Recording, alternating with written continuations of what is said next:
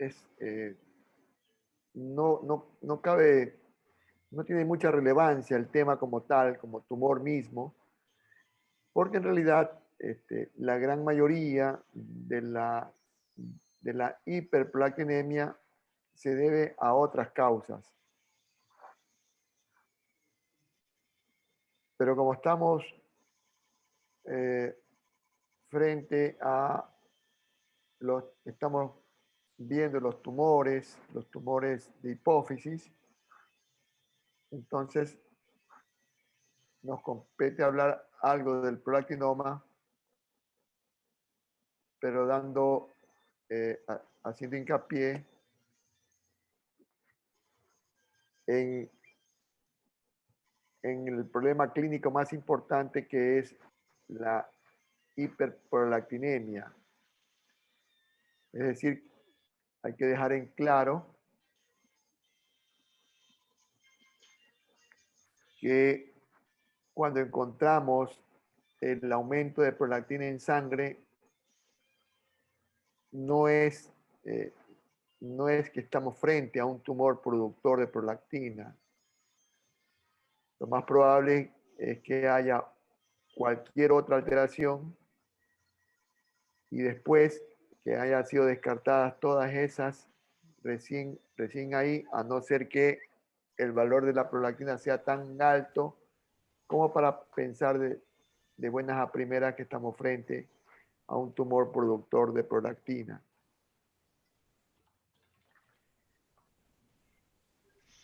Y esto es básicamente la clínica que va a presentar el aumento de prolactina en sangre. Es decir, que la prolactina normalmente tiene un valor que está permanentemente controlado por un factor inhibidor hipotalámico, por uno de ellos, hay varios, pero bueno, el más importante es la dopamina, que mantiene el nivel de la prolactina entre 20, 24, 25 nanogramos por decilitros o 20, 24, 25 microgramos por litro. Y esta prolactina se maneja por pulsos.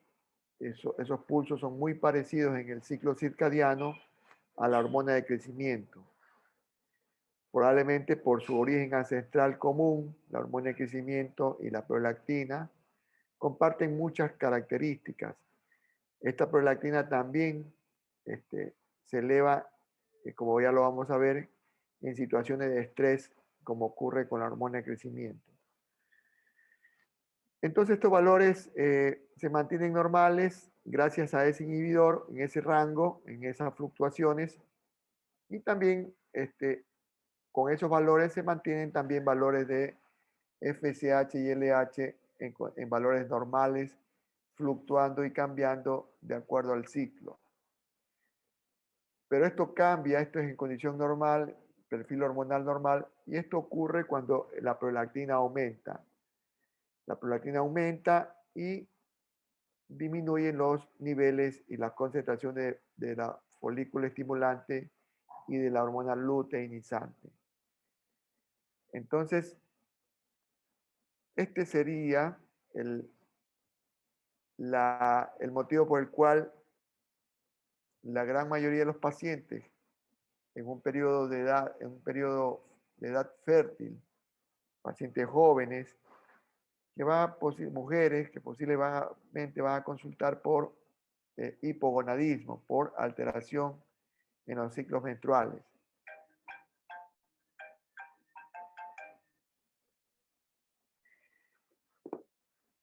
Y los varones también van a presentar estas molestias, básicamente infertilidad o mismo disfunción sexual, pero ese motivo no los lleva a la consulta un poco por el tema de no manifestar esta molestia. Y entonces el tumor, pasando un poco a pensar en el tumor y en lo que tarda el varón en consultar, el tumor crece mucho más que lo que crece ese tumor en las mujeres, porque las mujeres rápidamente van a consultar por pequeños cambios en su ciclo menstrual.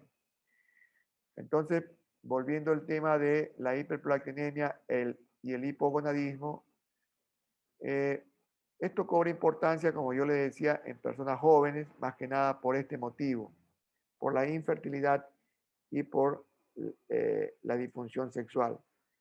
Aunque también podría presentarse, la consulta podría ser por galactorrea o también podría ser por cefalea.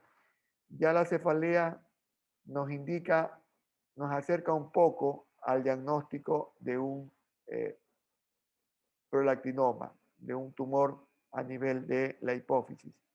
Porque resulta ser que los tumores pequeños, los microadenomas, ya están dando cefalea. Una mínima distensión de la dura madre genera ya cefalea. Entonces, uno de los síntomas que a uno lo puede alertar frente al aumento de la prolactina en sangre, nos puede alertar en la presencia de un tumor, es la cefalea. Y otro síntoma que podría presentar la persona que tiene la prolactina elevada sería también de manera poco frecuente la, la osteoporosis, es decir, que también uno está como obligado a pensar que una persona joven tenga datos de, por algún examen que se haya hecho, datos de osteopenia y osteoporosis. Porque va de la mano una hiperprolactinemia de mucho tiempo, de meses o años, ha generado tanto hipogonadismo que la disminución de esas hormonas sexuales, cualquiera que ella sea, estrógeno o testosterona, eh, bloquearon esa disminución, no permitió que se depositara cantidad de hueso, cantidad de calcio que está generando la osteoporosis.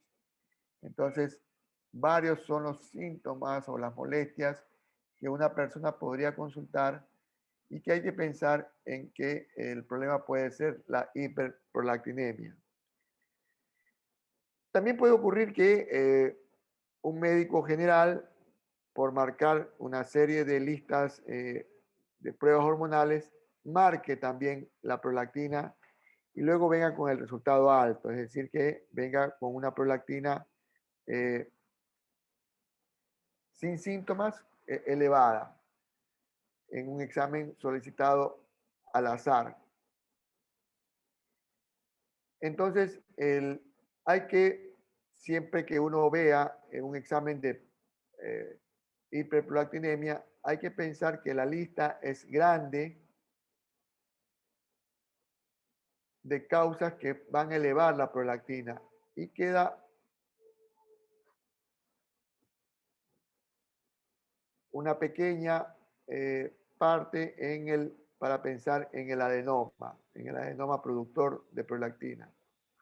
Entonces, hay causas fisiológicas que aumentan el nivel de prolactina y que eh, van a requerir hacer una prueba nuevamente, como para confirmarlo. Y cuando encontremos la prolactina elevada, hay que pensar una posibilidad, si es mujer, en el embarazo.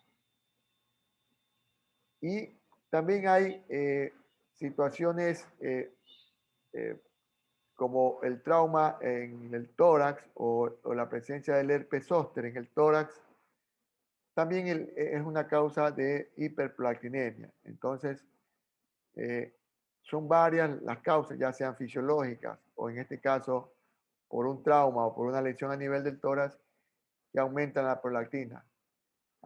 Aquí está marcado el estrés, ya lo habíamos dicho, el sueño, esta prolactina aumenta en la noche, entonces parecía la hormona de crecimiento, entonces una muestra que se haya tomado en la noche está justificada para que esté elevada. Esta muestra de prolactina tiene que ser tomada en las primeras horas de la mañana.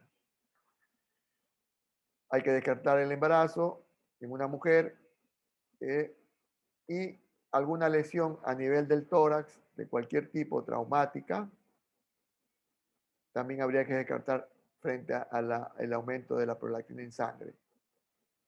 Por supuesto, la lactancia y el estímulo en el pezón. Eso es como igual como que podríamos hablar de alguna lesión en el tórax. El estímulo en el pezón va a generar el aumento de la prolactina también porque está directamente relacionado con la lactancia. Y también hay una lista enorme de medicamentos de uso cotidiano, los antihipertensivos, los antihistamínicos,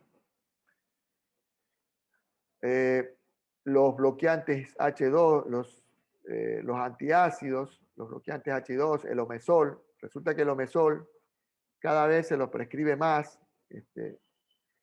El visitador médico le ha dado mucha importancia a esta molécula en cuanto a ofrecerla como la necesidad para indicarla y que para ellos debe ir en toda receta, debe ir aquella persona que está recibiendo antibióticos de cualquier naturaleza o cualquier otro medicamento, los visitadores médicos lo promueven bastante, muy libremente, el omesol.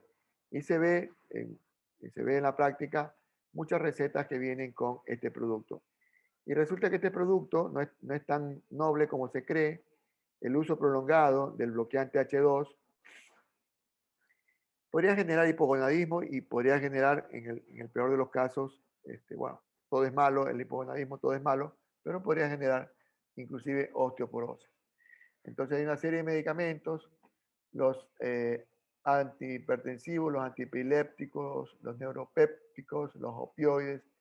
La lista es enorme de estos medicamentos que podrían estar elevando la prolactina en sangre.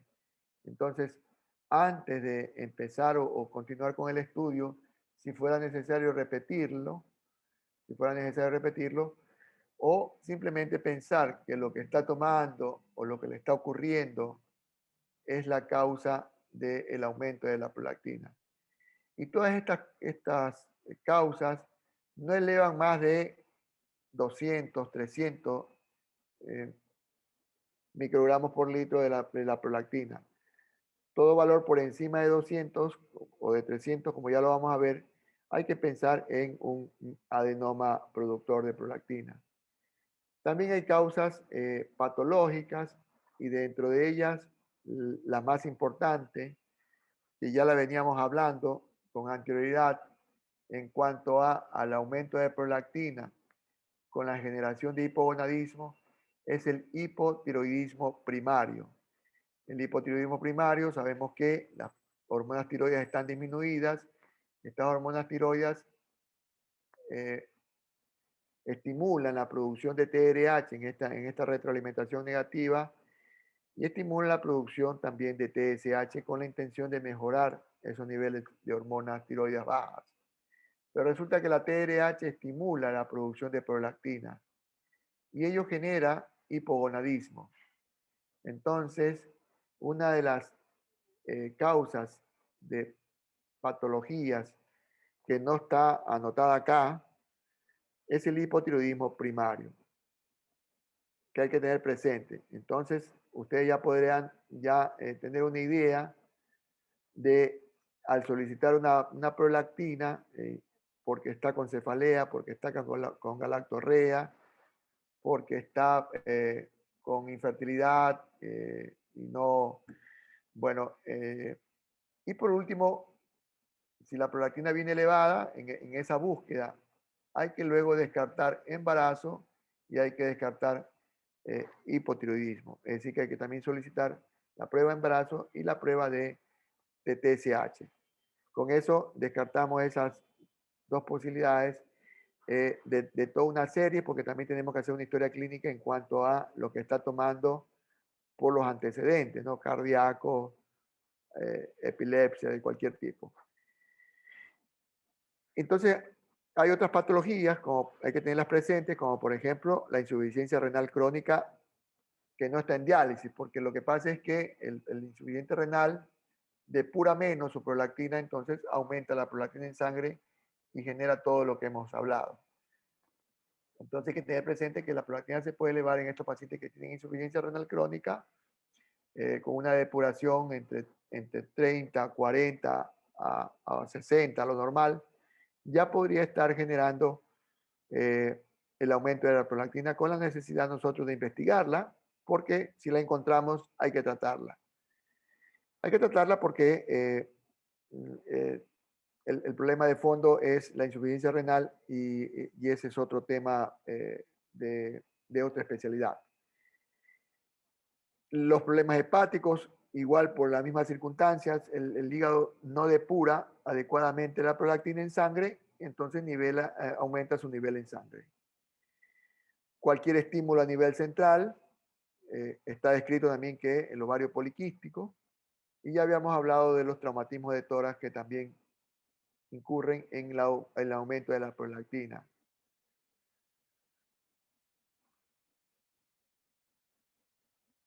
Entonces, hemos más o menos orientado el estudio, ciertos síntomas de mayor importancia, la misma sintomatología del hipotiroidismo. En el estudio, podría el paciente traer una prolactina y junto con una TSH. Entonces podemos justificar que la prolactina está elevada porque también está elevada la TSH y posiblemente la TDH, que no la pedimos habitualmente. Y eso se corrige, ese aumento de la prolactina, corrigiendo el hipotiroidismo. Entonces, el hipoprolactinemia con valores, un valor por encima de 200 a 300, no es tan exacta la cosa, ya nos hace pensar en un prolactinoma. Y si el valor de la prolactina está por encima de 500, ya ese valor nos indica un macroprolactinoma. Ahora acá hay que abrir un paréntesis porque el siguiente paso en el estudio del paciente que tiene la posibilidad de un micro o un macroprolactinoma es la imagen, la resonancia magnética a nivel de la hipófisis, para tratar de encontrar el tumor que debería ser muy grande en el caso de que el valor de prolactina esté por encima de 500, o más pequeño si está entre 200 y 500 el valor de prolactina. Resulta que nuestro paciente tiene un valor de prolactina entre 200 y 500, tiene 400, pongamos un valor. Este paciente tiene 400 microgramos por litro de prolactina y le solicitamos la resonancia para confirmar lo que queríamos encontrar es un microadenoma, y resulta que encontramos un macroadenoma. Entonces, la imagen no indica que debería haber un nivel mucho más alto de prolactina, porque el aumento de la prolactina está directamente relacionado con el tumor. Entonces, en la muestra de nosotros, nuestro paciente tenía 400 y tiene un valor, y tiene un tumor que corresponde a un valor mucho más alto. Entonces, vamos a tener que solicitar una nueva prueba de prolactina pidiendo al laboratorio que diluya la muestra en 1 en 10. Si el resultado habla de que es el mismo que teníamos en el primer examen, resulta que ese macroprolactinoma no es el productor de prolactina y que simplemente está comprimiendo el tallo hipofisiario y generando el aumento de la prolactina. Porque también hay patologías del tallo hipofisiario que aumentan el nivel de la prolactina. Ya habíamos dicho, y uno de ellos es el tumor de acromegalia. El tumor de acromegalia es bastante grande y genera compresión del tallo y por ello aumenta la prolactina. Podría también en un acromegálico tener la prolactina elevada de por sí, porque también el tumor de prolactina, y por eso es sensible a los dopaminérgicos, el tumor de prolactina podría estar secretando prolactina también de manera mixta. Entonces,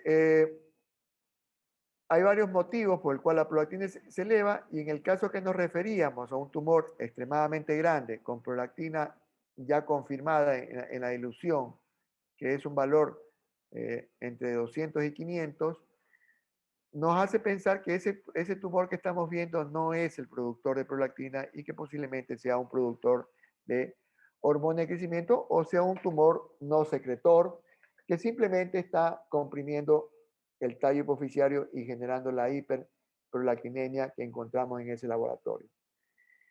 También habíamos dicho que el tumor del varón que está afectado del tumor productor de prolactina, el varón, generalmente los varones en una relación de 1 en 8, el tumor es mucho más grande que el de la mujer. Muy posiblemente porque, habíamos dicho, porque tarda en consultar. Entonces, en los varones vamos a encontrar un macro prolactinoma con valores de 1000, 1500, 2000 de nanogramos por decilitro de prolactina. Recordando entonces que el tumor está directamente relacionado con el nivel de la prolactina en sangre, el tamaño del tumor.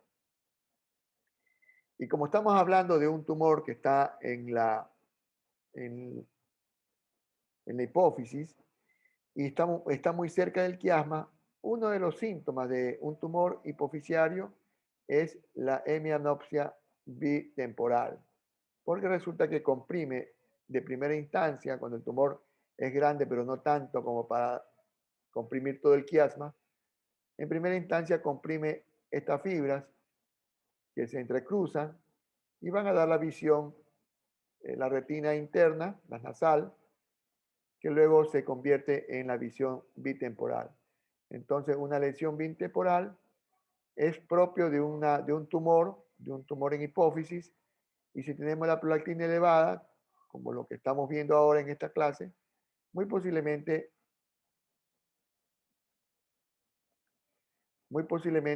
estemos frente a una lesión por el tumor a este nivel. Esta campimetría también nos va a servir en pocos minutos, en unos 9 minutos se nos va a cerrar el Zoom y vamos a tener que volver a entrar con el mismo enlace. Entonces, esta campimetría también nos va a servir para hacer el seguimiento de la mujer embarazada con un adenoma productor de prolactina, como ya lo vamos a ver más adelante. Entonces, hay síntomas relacionados a la hiperprolactinemia en este adenoma, en este prolactinoma, que ya hemos dicho varias veces, el tema del hipogonadismo, la galactorrea y la osteoporosis. Esto es importante porque mantener una persona con prolactina elevada por el simple hecho, mantenerlos varios meses, varios años, por el simple hecho de que está tomando omesol, o porque no nos dimos cuenta porque es un insuficiente renal crónico que no está en diálisis y que mantiene esa prolactina varios meses, varios años, y que esta persona llegue a tener osteoporosis, no es justo. Entonces, hay que tener presente que el prolactinoma, en realidad, el microprolactinoma que no llega a ser diagnosticado, puede transcurrir muchos meses generando un hipogonadismo muy prolongado y creando osteoporosis. Pero en realidad, la hiperprolactinemia por otra causa cualquiera, medicamentosa o por una enfermedad como la que hemos dicho, ya sea hipotiroidismo, que tampoco ha sido diagnosticado, o por insuficiencia renal, o aquellos que no los investigamos, siendo insuficiente hepático, a ese insuficiente hepático, a esa persona que tiene insuficiencia renal, por no investigarlo, le estamos generando otro problema que es la osteoporosis y que la podemos controlar con medicación, como ya lo vamos a ver. Entonces, hay síntomas relacionados con la hiperprolactinemia de este prolactinoma, aunque esta hiperprolactinemia también genera esta misma molestia sin ser un prolactinoma. Pero también hay síntomas locales del tumor productor de prolactina, como son todos estos, ¿no? Exotalmus, si está muy grande el tumor, empuja los globos oculares, anomalía en el campo visual, como la que estamos viendo con un tumor relativamente de inicio pequeño al inicio, como debe ser. Puede haber síntomas de hipopituitarismo, de disminución de todas las hormonas hipofisiarias por la compresión que va a realizar en las otras células adyacentes en la adenihipófisis. Por lo tanto, podría haber apoplejía hipofisiaria, podría haber convulsiones si este tumor se expande de manera lateral hacia los lóbulos temporales. Hidrocefalia, por lo cerca que está del tercer ventrículo y cefalea, ya hemos dicho que a pesar que el tumor sea muy pequeñito, va a haber un dato de cefalea por una distensión de la dura madre.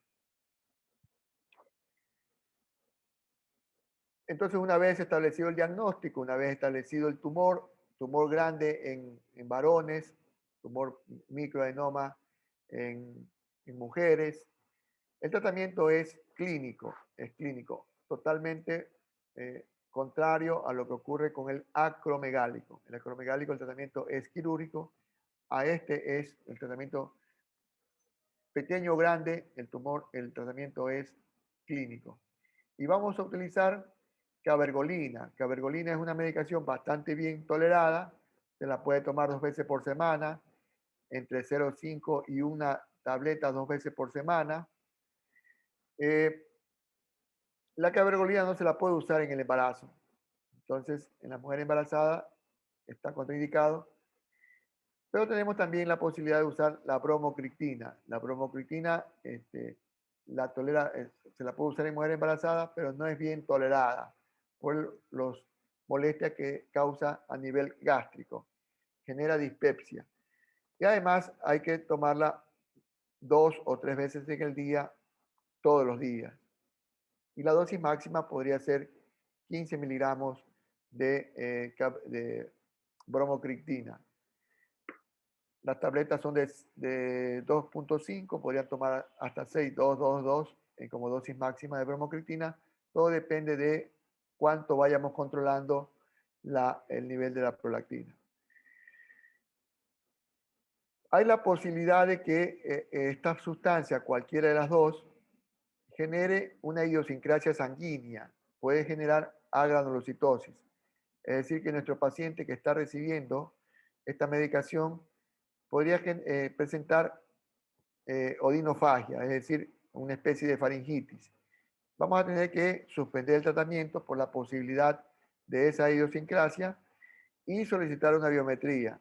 Si la biometría viene con leucocitos elevados, es una faringitis común y cualquiera, pero si el paciente, por la fiebre que tenía, presenta una biometría, que no necesariamente tiene que ser fiebre por una faringitis, puede ser por cualquier otra situación, pero nuestro paciente está tomando un dopaminérgico y presenta fiebre. Suspendemos la medicación, solicitamos una biometría y vemos cómo están los leucocitos. Si están elevados, está bien, es una infección de tipo bacteriana. Si están disminuidos, estamos frente a una agranulocitosis por la medicación y definitivamente no la vamos a poder seguir indicando. Entonces nos queda en este caso la posibilidad de la cirugía, igual como lo que habíamos hecho con el acromegálico. Entonces hay la posibilidad muy pequeña de que esta medicación genere idiosincrasia y cualquiera de ellas tiene una reacción cruzada. Es decir, que si la granulocitosis se presenta con la bromocriptina, seguramente se va a presentar con la cabergolina. Entonces, ya no se pueden usar estos dopaminérgicos, vamos a tener que hacer la cirugía. Y les había hablado de la posibilidad de que una mujer con un adenoma productor de prolactina, en el tratamiento con cabergolina, controló su hipogonadismo, mejoró y ovuló y embarazó. Entonces, estamos frente a una mujer que embarazó durante con el problema del adenoma productor de prolactina. Ya acá estaba tomando muy posiblemente cabergolina, con el embarazo ya no podemos seguir con cabergolina, entonces vamos a suspender cabergolina. Y cada mes de embarazo tenemos que solicitar la campimetría, porque no vamos a poder medir la prolactina, ya la prolactina se aumentó por el hecho del embarazo, entonces no podemos hacer un seguimiento de cómo está su tumor con los niveles de prolactina. La única manera que nos queda es siguiendola con la campimetría. Si la campimetría en cada mes viene bien, ella va a continuar sin medicación, sin medicación. El momento que en el mes que aparezca una lesión en la campimetría, pequeñita que sea, puede ser una cuadrantopsia, ya eso nos obliga a reiniciar el tratamiento con dopaminérgico, pero vamos a tener que utilizar en este caso ya la bromocriptina. Y vamos a empezar con una dosis inicial 2.5, dos veces al día, y al siguiente mes nuevamente la campimetría y vemos cómo están sus campos visuales. Si no tiene ninguna alteración, seguimos así con la dosis instaurada y al siguiente mes otra campimetría y vemos que nuestro paciente ya presenta lesión en el quiasma, una compresión que se demuestra en la campimetría. Nuestro paciente ya no podrá seguir tomando la bromocriptina porque resulta que ya hay lesión y vamos a tener que recurrir a la cirugía como lo hicimos con el paciente que tenía idiosincrasia. Entonces hay dos posibilidades de que un adenoma productor de prolactina termine en cirugía, o bien por el embarazo, que ya no, el dopaminérgico no cumplió el efecto necesario, o porque el dopaminérgico generó idiosincrasia. La otra posibilidad quirúrgica es la intolerancia o, bueno, la no adaptación a la medicación. Definitivamente la cirugía es una alternativa. Y la otra es la radiación, ¿no? Después de la medicación y después de la cirugía, el caso no está resuelto, sigue la prolactina elevada, nos queda la posibilidad de la radioterapia, sabiendo que la radioterapia tiene su mejor efecto a los 10 años. Entonces, esto sería el, el tema en realidad, con hiperprolactinemia. ¿Tienen alguna pregunta?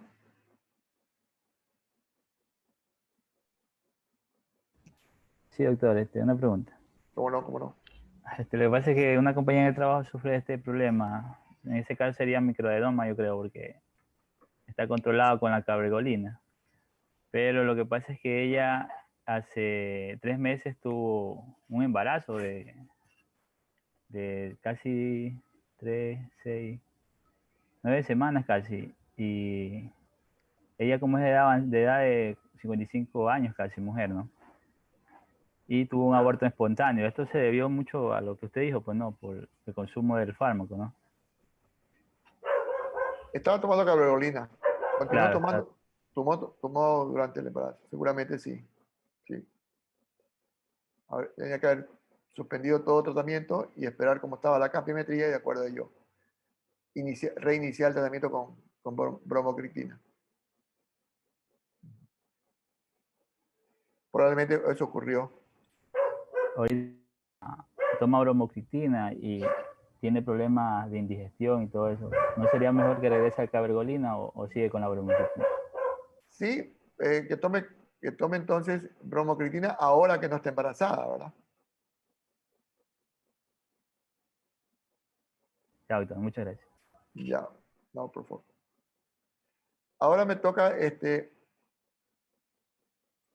exponerle algo sobre secreción inadecuada de hormona antidiurética.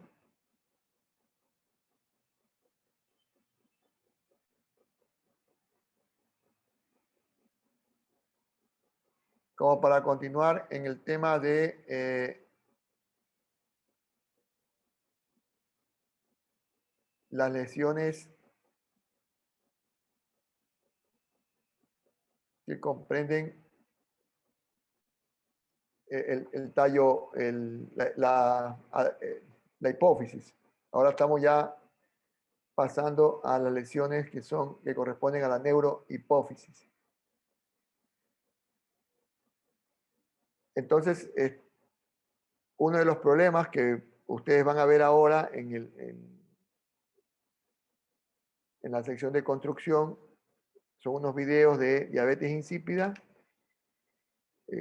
Tardan más o menos unos 15 minutos, algo así, en verlos, y también van a tener ahí un cuestionario en base a eso, al tema de la diabetes insípida. Y yo les voy a hablar un poco de la hormona antidiurética en una patología que no es la diabetes insípida, pero que es la secreción inadecuada de hormona antidiurética. Entonces, la hormona antidiurética está directamente relacionada con el nivel de osmolaridad en sangre. A mayor osmolaridad, mayor nivel de hormona antidiurética.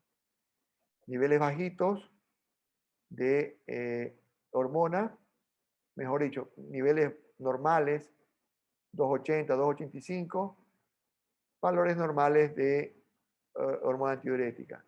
A medida que la osmolaridad aumenta, que básicamente lo vamos a ver que la osmolaridad depende de la relación que tiene el sodio con el medio, con el líquido extracelular, con el líquido sanguíneo. Entonces, esa osmolaridad aumenta porque esa relación disminuye entre sodio y plasma. Entonces, si aumenta la osmolaridad, aumenta también la hormona antidiurética de manera directa. También ocurre que la hormona antidiurética tiene relación también con la osmolaridad urinaria. De tal manera que los niveles bajos de hormona antidiurética corresponden a una osmolaridad muy bajita a nivel de la orina. Si la osmolaridad aumenta, es probable que sea porque la hormona antidiurética también aumentó. Pero llega un momento en que la médula renal ya no permite mayor reabsorción de agua libre a nivel de los túbulos distales. Entonces se genera una meseta en cuanto a la osmolaridad urinaria. Por muy alta que esté, muy alta que esté el nivel de la hormona antidiurética, no va a poder vencer más de los valores máximos en cuanto a la osmolaridad urinaria. Es decir, que se va a romper ese mecanismo de reabsorción de agua libre a nivel de los túbulos distales, que es el efecto de la hormona antidiurética, porque la médula renal no lo permite. Igual ocurre la relación que hay entre osmolaridad urinaria y el volumen urinario. Por mucha cantidad de hormona antidiurética, no va a desaparecer el volumen urinario. Es decir, que a la concentración máxima de hormona antidiurética, a la concentración máxima, todavía hay un volumen urinario importante que es para poder excretar los tóxicos, que son el volumen generalmente es entre 15 y 20 mililitros por hora, lo que representa en 20 o 300 o 500 ml por día, que es el valor que va a mantener por muy alto que esté el nivel de la hormona antidiurética. Y como ya estábamos diciendo, la hormona antidiurética responde muy rápidamente a la osmolaridad plasmática. Pequeños cambios, mínimos cambios de esta osmolaridad, que normalmente es 285, 290, pequeños cambios generan aumento de la hormona antidiurética. Nosotros ni nos damos cuenta, ni siquiera hay sed, no generamos todavía la necesidad de tomar agua, pero ya ha habido una incursión hacia arriba o hacia abajo de la hormona antidiurética a mínimos cambios. Es decir que, por ejemplo, nuestra dieta consume mucha cantidad de líquidos de manera habitual, toma caldo, bueno, andamos con la botellita de agua. Un poco también el clima nos exige esto, de tomar agua, pero posiblemente tomemos más agua de la que necesitamos. Entonces estamos como que diluyendo varios momentos en el día nuestro plasma y estamos, por lo tanto, disminuyendo la acción de la hormona antidiurética, pero ni siquiera nos damos cuenta. Y en el sentido contrario, ingerimos una cantidad extra de sal, unos mariscos. Bueno, los mariscos sí nos van a generar sal, la necesidad de tomar agua inmediatamente, pero bueno, ciertos alimentos saladitos aumentan la osmolalidad en sangre, aumentan el contenido de sodio y aumenta también la hormona antidiurética como para corregir este problema. Entonces son cambios imperceptibles, pequeños cambios en la osmolalidad hacen cambios también en la hormona antidiurética. Y luego responde, un poco más tarde, responde la hormona antidiurética al volumen. Aquí sí ya tiene que haber una pérdida de volumen importante que afecte también de paso la presión arterial. Es decir, que en una diarrea profusa, un dato importante de deshidratación, ya se estimula la secreción de hormona antidiurética, pero un poco más tarde de lo que ocurre con la osmolalidad. Es decir, que lo primero que cambia el nivel de la hormona antidiurética es la osmolalidad plasmática, casi que no, es totalmente imperceptible.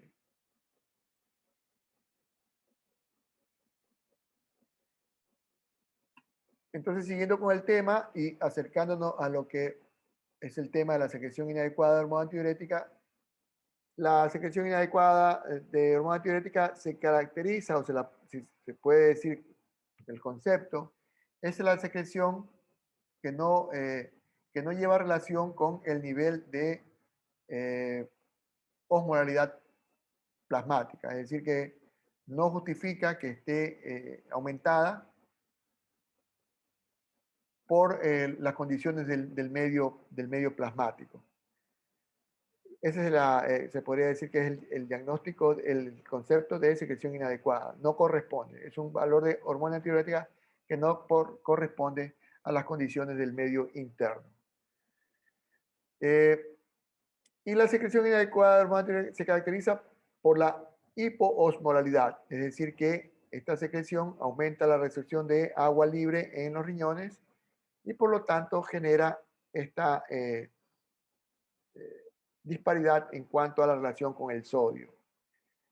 Y genera, por lo tanto, hiponatremia, es decir, hay una concentración de sodio menor a 135, que es lo que consideramos normal.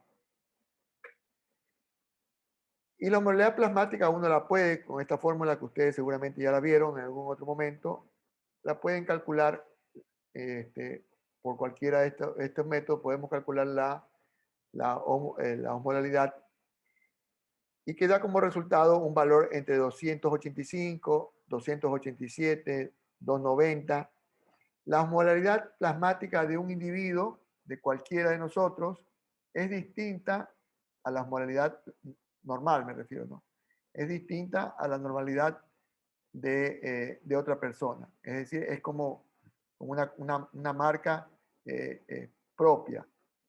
De tal manera que un resultado que tenga un individuo en 280 y no tiene por qué tener ninguna alteración en cuanto a la moralidad, ese es el valor normal para ese individuo. Y otro individuo podría tener 290.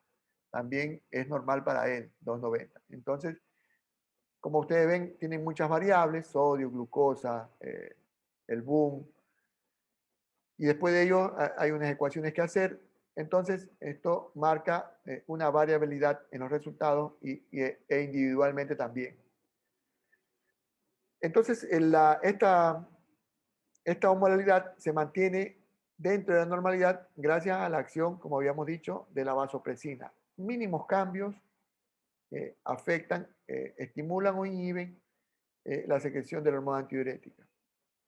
Y lo hace con el recurso de el agua libre en los riñones. Es decir, que no es que la vasopresina actúa en el colon para sacar agua del colon, ni mucho menos. Tiene su actividad indiscutiblemente en el riñón. No hay otro lugar donde actúe la hormona antidiurética. Y ya cuando la osmolaridad cambia entre un 2 o 2 o 3%, aumenta, ¿no? Si la osmolaridad aumenta entre un 2 o 3%, ya hay sed. Es decir, que cuando nosotros sentimos sed, nuestra osmolaridad ha variado en este porcentaje. Si es menor a 2, 1 y algo, ni siquiera lo vamos a percatar. Ya cuando hay valores en aumento de 2 o 3%, ya se sabe que hay sed. Y de ahí para allá, cambios de osmolaridad van a depender también del volumen y de la presión arterial, donde ya van a actuar en el estímulo de la hormona antidiurética los vasoreceptores, ¿no? Por lo pronto, hasta aquí, desde siempre, desde el valor mínimo cambiado, van a actuar en cuanto al estímulo de la hormona antidiurética los osmoreceptores. Entonces, hay varias condiciones en que uno podría encontrar el aumento de hormona antidiurética de condiciones no explicadas. Podría ocurrir cuando hay pérdida de líquido extracelular, ¿no? Es decir, que nuestro vómito, nuestro sangrado nos hace perder volumen hipo o isotónico. Eso genera hipoosmolaridad, hiperosmolaridad en la sangre. Pero rápidamente esa hiperosmolaridad sanguínea se trata de equilibrar con las concentraciones osmolares de la célula. Entonces, hay un intercambio de líquido de tal manera que rápidamente se equilibran estas presiones, pero desde ya, si esto no ocurre y se genera la secreción de hormona antidiurética, es por eso que podría ocurrir esta condición patológica, ¿no? Que no tiene que ver nada con el resultado y los movimientos de los líquidos en nuestro cuerpo. Asimismo, la depresión de soluto podría ocurrir debido a diuréticos, a la pérdida de diurético de asa. Todo esto genera hipoosmolaridad en el líquido intracelular y en el líquido extracelular hipertónico con el estímulo a la secreción de manera normal después que se corrijan estas presiones, puede haber se mantiene la condición hipertónica y está adecuado que haya una secreción. Pero luego de la corrección, si hay secreción, es totalmente inadecuado. También en el tema anterior de la pérdida por alguna circunstancia, nuestro líquido, nuestro plasma, un sangrado, hace que se pierdan líquidos iso o hipoosmolares y después tratamos de recurrir, de restituirlos también con líquidos hipotónicos, es decir, que no le damos la cantidad de solutos a esta solución que estamos utilizando y vamos, por ejemplo, cuando estamos utilizando dextrosa al 5%, estamos utilizando un líquido hipotónico y vamos a agravar esa condición de nuestro medio interno en la pérdida de volumen por alguna circunstancia. Y esto se corrige internamente, pero si a pesar de la corrección hay una secreción inadecuada, hay secreción de hormona antidiurética, la consideramos que es inadecuada. En el caso de retención de agua, por ejemplo, eso ocurre cuando hay disfunción cardíaca, ¿no? Hay una insuficiencia cardíaca, hay una disminución de la presión arterial, a pesar que hay un edema, una cantidad importante de líquido en nuestro cuerpo, el volumen sanguíneo arterial efectivo en cuanto tiene que ver con la filtración glomerular va a caer y esto genera el estímulo de la reabsorción de de sodio por el estímulo de la renina-angiotensina.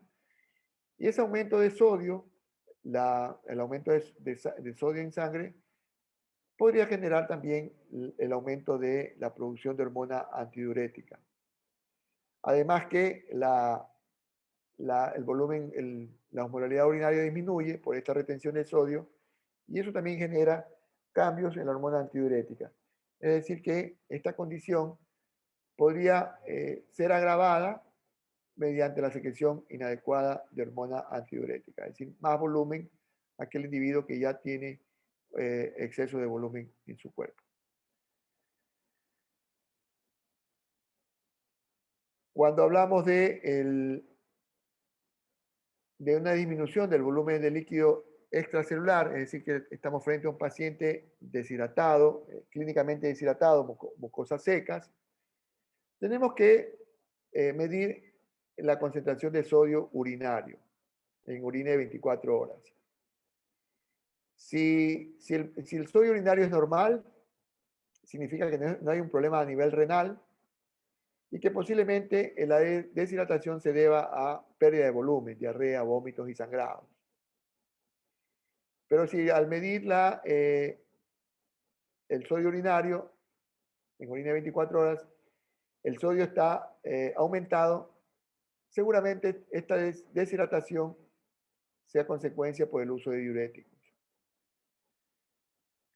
En cambio, acá, cuando estamos frente a un paciente hematizado que tiene una huella a nivel en la presión de los malleolos, es decir, estamos hablando de una sobrehidratación, posiblemente o una falla definitivamente cardíaca, con el volumen sanguíneo arterial efectivo disminuido. Igualmente vamos a tener que recurrir a la medida del sodio.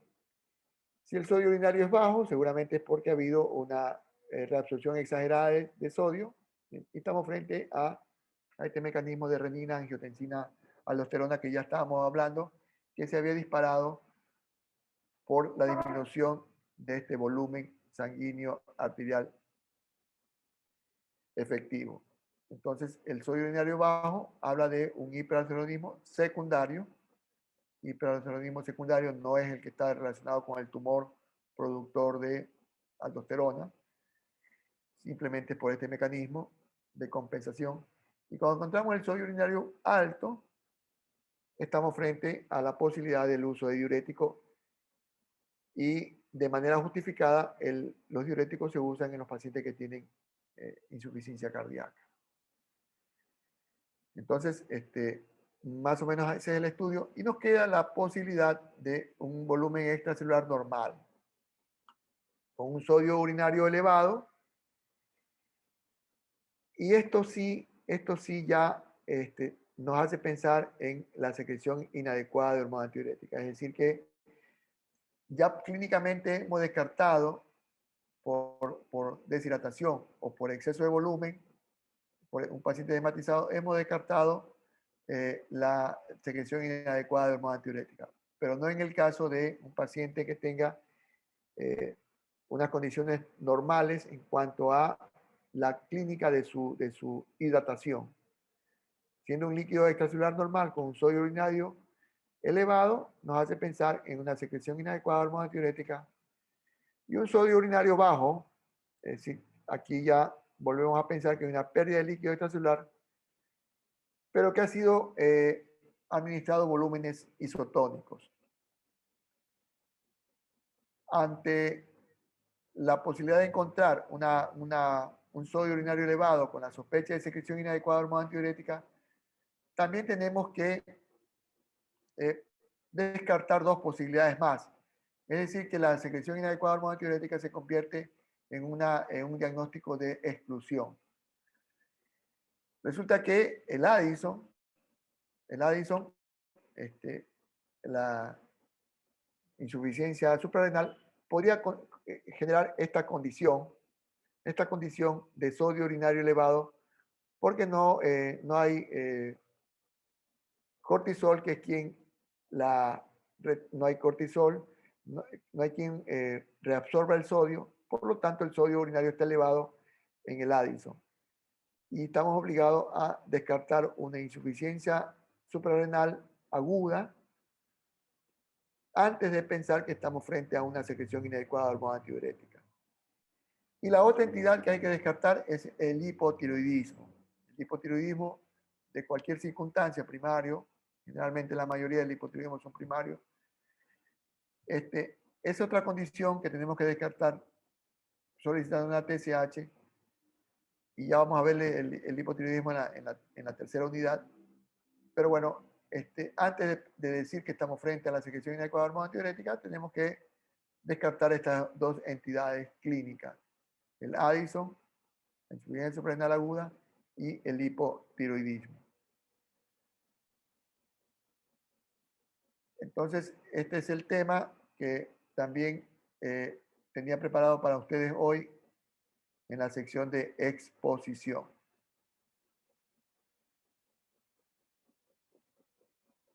¿Tienen una pregunta?